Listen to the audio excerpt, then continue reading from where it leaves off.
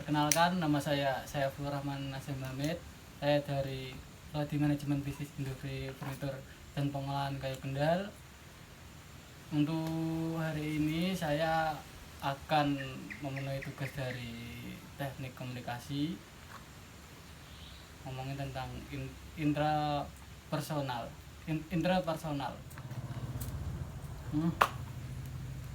Bingung aku bro. Iki aku kan baru mulai bisnis toh. Tiba-tiba ki dapat bayar. Nah, bayarnya itu minta apa namanya, gratis ongkir. Itu gimana menurutmu? Ini pertanyaan untuk saya apa untuk teman saya? Untuk Anda dulu. Nek menurutku gratis ongkir ya. Hmm. Nek menurutku nek harganya sudah cocok, sudah ibaratnya sudah ada keuntungan dan dihitung-hitung nek digratisin ongkir itu nggak rugi, masih ada untungnya, nggak apa-apa nek menurut saya gitu. Intinya nggak rugi lah, intinya nggak main gitu loh. Jadi ini misalnya ya bayarnya beli dengan harga 2 juta ya kan, terus ternyata itu untungmu 500.000, berarti kan harganya barangnya kan 1.500.000 kan.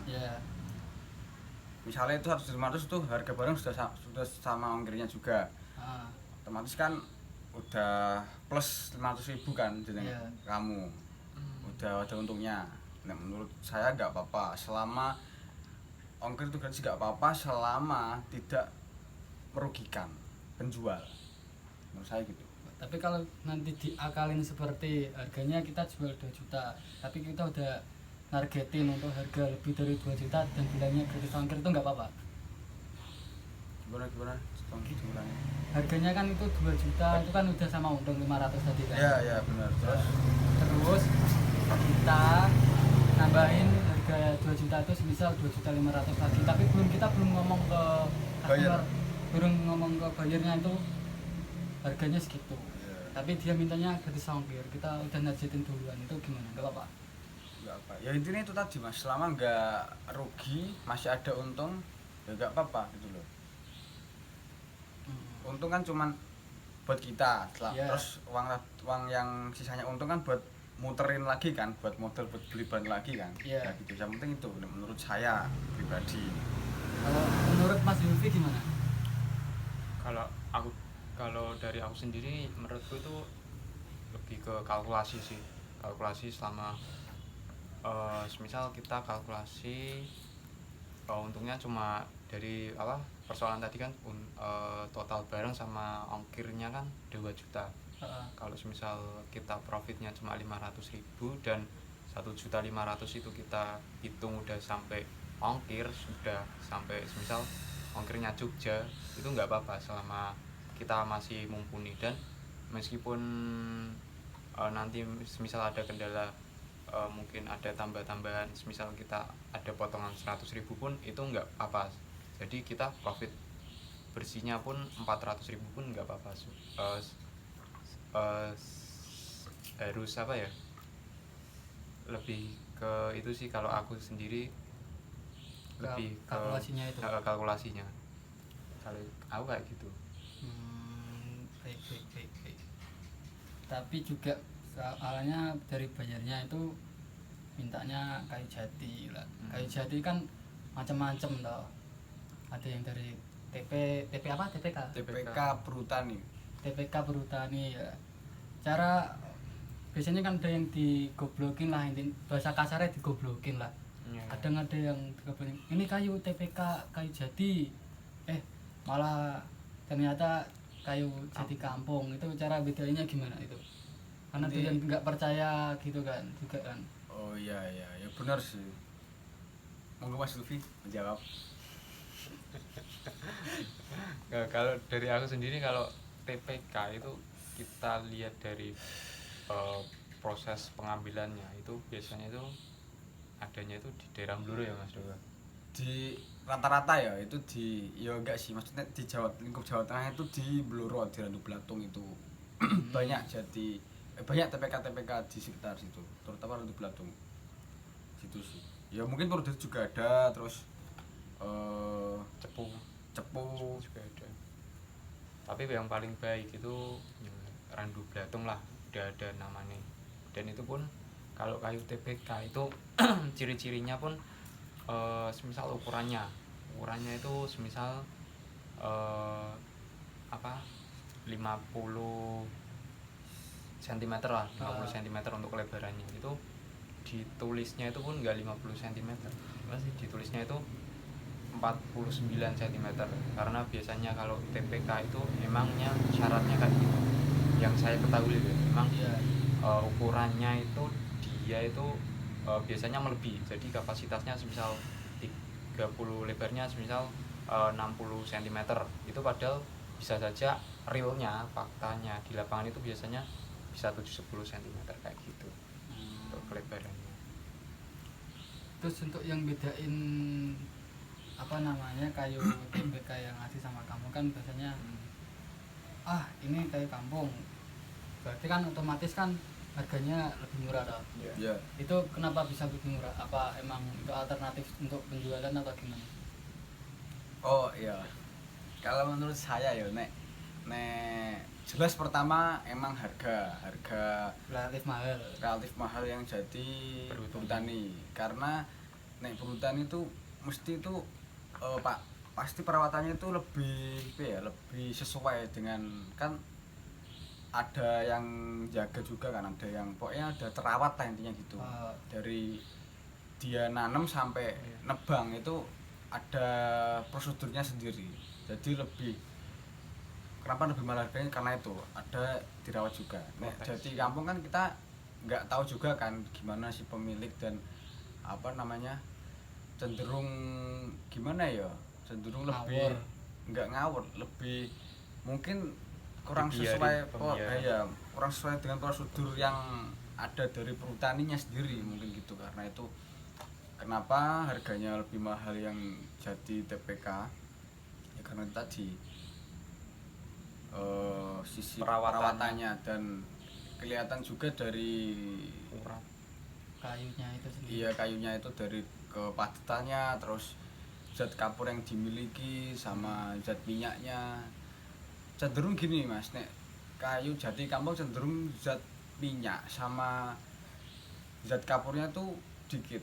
Padahal zat minyak sama zat kapurnya pada kayu jati itu berkolaborasi untuk memprotek, melindungi kayu tersebut agar gak dimakan hama atau gampang rusak lah berapa tahun gitu.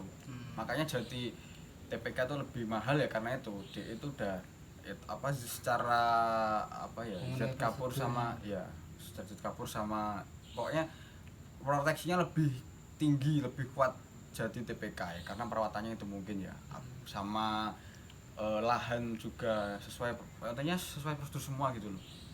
Jadi kemungkinannya bagusnya lebih tinggi daripada yang jati kampung. Berarti kalau sesuai harga berarti saya tetap boleh naikin meskipun itu kayu perhutani, berarti apa tergantung saya belinya. Naikin harga gimana maksudnya? Kan gini, semisal kan ada yang bilang gini loh, kayu perhutani itu bagus ya, kan lebih dipercaya loh. Berarti semisal kayak harganya saya naikin lebih dikit daripada yang saya beli itu nggak apa-apa harganya, yang penting nggak rugi gitu, nggak apa-apa. Kalau aku sendiri ya Mas Jamet, ini dari pendapat aku sendiri, itu kalau kita secara marketing itu kan kita berarti menambahkan nilai pada suatu produk. Kalau menambahkan nilai pada suatu produk dan itu dapat berakibat pada peningkatan itu laba maupun peningkatan harga jual. Jadi semisal kita menjual produk A, kualitas kayunya kayu jati perhutani dengan ketebalan sekian. Nah itu kalau kayunya kita benar-benar kayu perhutani, terus kita open dan openannya itu benar-benar mentes, dan zat airnya udah terkontrol benar, udah hilang lah sekiranya, udah keangkat, itu kita dapat kalau dalam ilmu marketing kita dapat bisa jual tinggi, karena nilai yang kita tanamkan pada produk tersebut itu sulit ditemukan di produk produk lain. lain. Dan kualitasnya dapat lebih bagus dan dipertanggungjawabkan. Ya itu sih ya, menurut saya kurang lebihnya sama ya kan untuk harga barang yang dinaikkan gitu loh. Ya nggak apa-apa selama itu sesuai dengan kalkulasi Anda dan barang yang dijual juga kualitasnya sesuai, nggak masalah gitu loh. Jadi barang bagus harganya bagus juga nggak masalah gitu loh. Kecuali nih barang jelek terus harganya mahal, lah itu hitungannya gimana. Hitungannya mungkin dia habis mabuk semalam gitu mungkin itu. Ya intinya itu sih menurut saya sih sesuai aja sih sama kalkulasi gitu loh. Ada harga ya ada kualitas gitu menurut saya sih. Karena emang prosesnya emang untuk kualitas yang bagus emang nggak mudah dan nggak langsung jadi cepat gitu, sulit banget. Ya nggak sulit sih, maksudnya lama, ada waktunya, ada jangka waktunya untuk memproses itu semua sebenarnya. Emang kadang kan ada orang yang jual kayu jati dengan harga murah gitu kan, orang customer kadang tertarik kan, jadi tanya-tanya buat saya kan juga kan, ini hitung-hitungannya gimana kok bisa lebih murah gitu. Kemarin kan saya lihat gitu kan, ada yang jual dipan dengan harga miring tapi belinya berapa? Langsung belak-belakan aja mas. ada yang 2 juta 2 juta dipan Udah finishing. Gak songkir apa enggak? ya. Gak songkir. Nah menurutmu gimana itu? Menurut saya yo Ukurannya 2 meter lebar itu panjang apa lebar? 2 meter panjang ya. Panjang ya, Terus 180 untuk lebarnya. Ya. Di situ ada lacinya di bawah. Tuh, itu hitungannya gimana manusia itu kayak gitu. Ya kan saya juga bingung loh. Apa itu yang dipakai kayu kampung itu? Ya bisa jadi dan kemungkinan besar itu yang dipakai kayu jati kampung. Kampung yang putih, nggak ada apa Ya, coklat. bukan grade A berarti ya. Ya, mungkin Berarti grade C C atau bisa D, D, ya, Mbak. bisa D juga. Soalnya kan kadang kan ada kayu kalau finishing kan, bicara finishing kan berarti kan kita kan udah menutupi urat. Iya. Artinya kan kita bisa pakai kayu kampung, terus juga bisa pakai kayu lain, misal kayu apa ya, kayak kayu nangka. Itu kita mix aja kan nggak ada yang tahu juga kan. Iya, kita mix and match aja. kayu lain lah. Misal kayak kayu jati kita campurin kayu apa kan, nggak juga ada kayu mangga kayak atau apa kayak kan terserah. kalau udah di finishing bagus kan nggak rata, nggak kelihatan.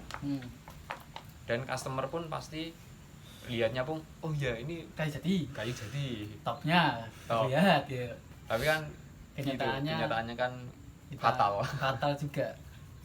Ada yang kayak gitu juga. Ya apa namanya, ya kita juga nggak bisa nyalain harga murah gitu loh.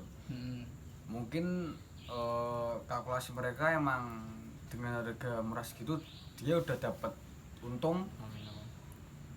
Nah, kenapa kok dia udah dapat untung? Ya mungkin karena bahannya yang murah dan mungkin proses pengerjaannya dari geraji sampai ngopen sampai semuanya sampai jadi itu mungkin murah juga dan biaya tukang juga murah. Ya jadinya tuh mungkin harganya dia akhirnya murah gitu. Jadi kita ya gimana ya tetap balik lagi ke pertama tadi, kalkulasi hitung-hitungan. Jadi tiap penjual produk mebel terutama kan sendiri kalkulasinya. Lah kalkulasi apa namanya, bahan kan juga menentukan kalkulasi. Lah mungkin yang produknya murah ya itu tadi, mungkin dari bahannya bisa, dari tenaganya bisa, pokoknya kalkulasinya si penjual. Dan kita juga nggak bisa menyalahkan harga mereka. Jadi seperti itu ya. Oke. Terima kasih Mas Dava sama Mas Hanif sudah memberitahu saya tentang dunia perkayuan ini yang bikin saya mumet. Terima kasih semuanya. Ya sama-sama belajar sih Mas. Sama-sama belajar juga ya. Saya juga Mas belajar kok. Dengan ini saya ucapkan terima kasih banyak telah menonton video ini. Saya ucapkan terima kasih. Wassalamualaikum warahmatullahi wabarakatuh. Waalaikumsalam warahmatullahi wabarakatuh. See you next time guys.